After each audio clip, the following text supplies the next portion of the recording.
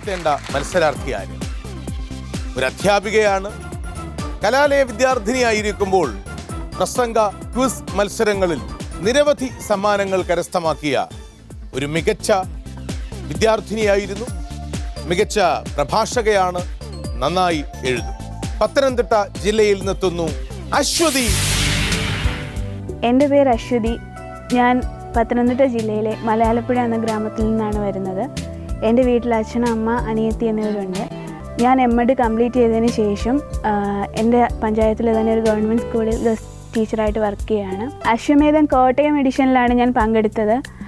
അശ്വമേധത്തിൽ selection കിട്ടിയത് തികച്ച ഒരു ഭാഗ്യമായി കരുതുന്നു. ഇതിൻ്റെ ഫൈനൽ പ്രൈസ് ലഭിക്കുകയാണെങ്കിൽ ഞാൻ വർക്ക് ചെയ്യുന്ന സ്കൂളിൽ, അതൊരു പഞ്ചായത്ത് സ്കൂളാണ്, ഇപ്പോഴാണ് അവിടെ +2 അനുവദിച്ചത്. +2 അനുവദിച്ചെങ്കിലും ഒരു വേണ്ടത്ര ഇൻഫ്രാസ്ട്രക്ചറോ അല്ലാത്ത സൗകര്യങ്ങളോ ഒന്നും തന്നെ ഇല്ല. സ്കൂളിൻ്റെ പുരോഗതിക്ക് വേണ്ടി ഒരു തുക നൽകുന്നതാണ്. Aswathy, please walk in.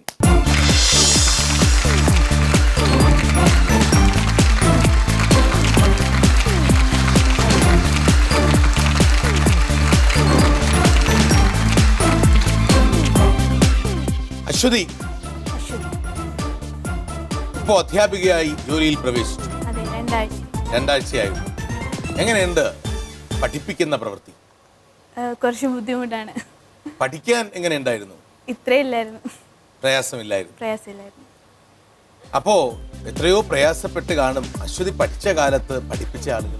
അതെ, തീർച്ചയായിട്ടും. ലോകത്തിലെ എല്ലാ അധ്യാപകരെയും ആദരവോടെ ശിരസ്സുകൊണ്ട് വണങ്ങി മനസ്സുകൊണ്ട് നമസ്കരിച്ച് നമുക്ക് ആരംഭിക്കാം വിജ്ഞാന യാഗം. വിശ്വവിജ്ഞാനത്തിന്റെ അശ്വമേധത്തിൽ ഇനി അശ്വതി യാഗം.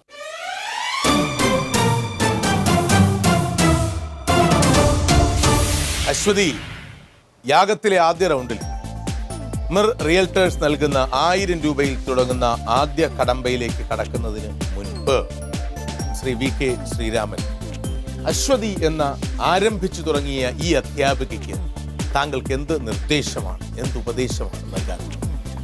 കുട്ടികളുടെ ഭാവി എന്താവുന്ന ഒരു അധ്യാപിക വിചാരിച്ചു തുടങ്ങിയാൽ അധ്യാപികയുടെ ഭാവി പോകും. നമ്മൾ ചെയ്യാനുള്ളത് ചെയ്യുക, കുട്ടികൾ പഠിക്കുകയാണെങ്കിൽ പഠിച്ചോട്ടെ എന്ന് വിചാരിക്കുകയാണെങ്കിൽ സമാധാനമായിട്ട് ജീവിക്കാം. അവരെ കുട്ടികളായി തന്നെ നിലനിർത്തുക അല്ലേ?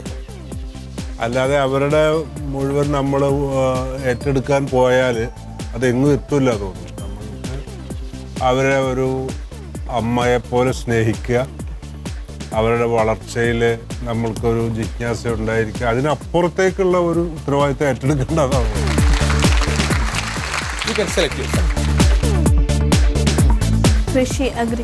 കൃഷി.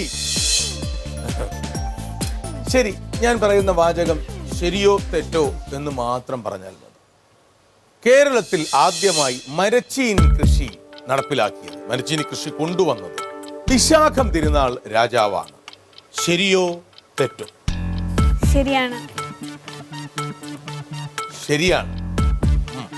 ശരിയാണെന്നാണ് ഉത്തരം. എവിടെയാണെന്നറിയോ അത്? തിരുവിതാംകൂറിൽ എവിടെയാണെന്നറിയോ?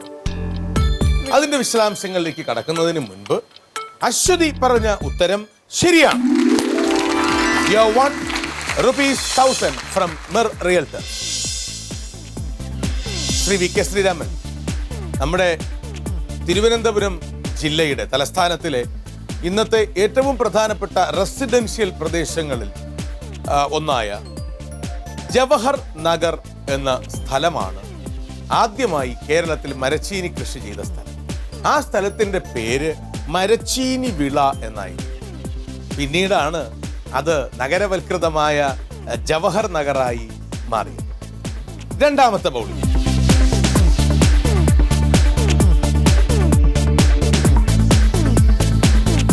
ലോക ചരിത്രം.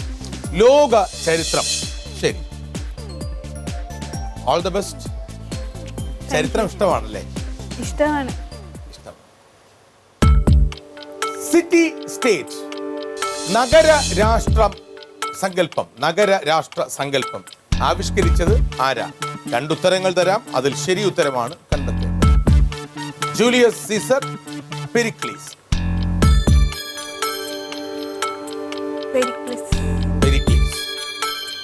അശ്വതി പറഞ്ഞ ഉത്തരം ശരിയാണ്. എവിടെയായിരുന്നു അത്? ഗ്രീസിലാണ്. കറക്റ്റ്. മിർ റിയൽറ്റേഴ്സ് നൽകുന്ന 2500 രൂപ അശ്വതിക്ക് സ്വന്തമായി. മൂന്നാം ബൗൾ.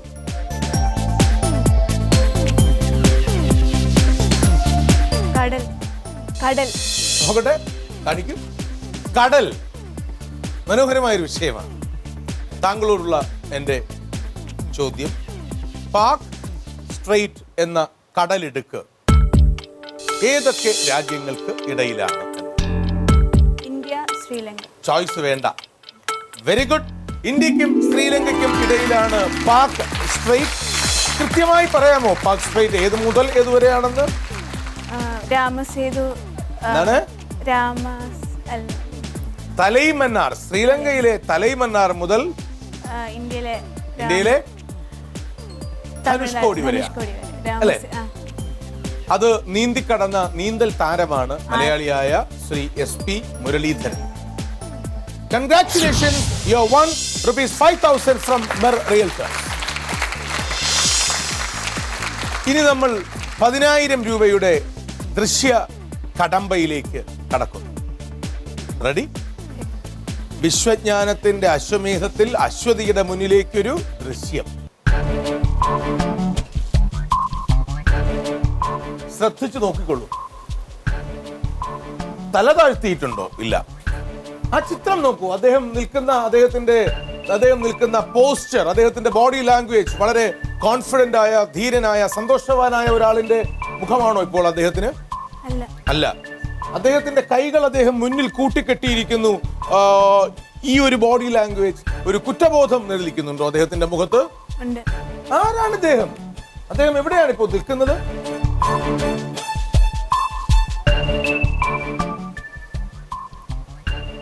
ക്ലൂ വേണം.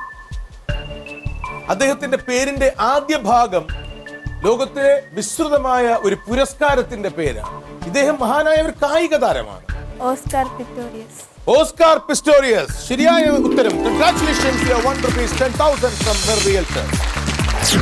അശ്വതി ഓസ്കാർ പിസ്റ്റോറിയസ് ലോക പ്രശസ്തനായ അത്ലറ്റ്, കൃത്രിമക്കാലിന്റെ സഹായത്തോടെ ഓടുന്ന ബ്ലൈഡ് റണ്ണർ. അദ്ദേഹം ഫെബ്രുവരി 14 വാലന്റൈൻ ദിനത്തിൽ അബദ്ധവശാൽ, ബോധപൂർവമല്ലാതെ, അദ്ദേഹത്തിന്റെ കൈത്തോക്കിൽ നിന്നിരുന്ന വെടിയുണ്ടകളാണ് അദ്ദേഹത്തിന്റെ പ്രണയിനിയുടെ ജീവൻ അപഹരിച്ചത്. ബോധപൂർവമല്ലാത്ത നരഹത്യയാണത് എന്ന് കോടതി കണ്ടെത്തുകയും ചെയ്തു. പക്ഷേ ഒരു നിമിഷത്തിന്റെ അബദ്ധം അല്ലെങ്കിൽ തെറ്റ് ജീവിതത്തിനെ വലിയ വലിയ വിജയങ്ങളിൽ നിന്നും പരാജയത്തിലേക്ക്, അല്ലെങ്കിൽ വേദനയിലേക്ക്, ശിക്ഷയിലേക്ക് തള്ളി. വളരെ നിർണായകമായ തീരുമാനങ്ങൾ പലപ്പോഴും ഒരു നിമിഷം കൊണ്ടെടുക്കേണ്ടതല്ല. അശ്വതിയും ഇപ്പോൾ അത്തരം ഒരു തീരുമാനമെടുക്കലിന്റെ വക്കിലാണ്. 10,000 രൂപ മിർ റിയൽറ്റേഴ്സിന്റെ ക്യാഷ് അവാർഡ് സ്വന്തമാക്കി കഴിഞ്ഞു അശ്വതി. ഇനി രണ്ടാം സെഗ്മെന്റായ യജ്ഞത്തിൽ വിപരീത സമസ്യയിൽ ഏർപ്പെടാൻ മുന്നോട്ട് പോവുകയും 25,000, 50,000, 1,00,000 എന്നീ സ്റ്റേജുകളിലേക്ക് കടക്കുകയും ചെയ്യാൻ അശ്വതി തയ്യാറാകും. പരാജയപ്പെട്ടാൽ അശ്വതിയുടെ സമ്മാനത്തുക 10,000-ൽ നിന്നും 2,500-ലേക്ക് താഴുകയും ചെയ്യും. അശ്വതിയുടെ മുന്നിലുള്ള നിർണായകമായ ആ തീരുമാനങ്ങൾക്ക് നമുക്ക് കുറേ നിമിഷങ്ങൾ കൊടുക്കാം. കൃത്യമായി പറഞ്ഞാൽ 24 മണിക്കൂർ സമയം. നാളെ രാത്രി അശ്വതിയുടെ തീരുമാനവുമായി അശ്വമേധത്തിൽ ഞാനുണ്ടാവും. ഒപ്പം നിങ്ങളും. ശുഭരാത്രി ഫ്രം GS.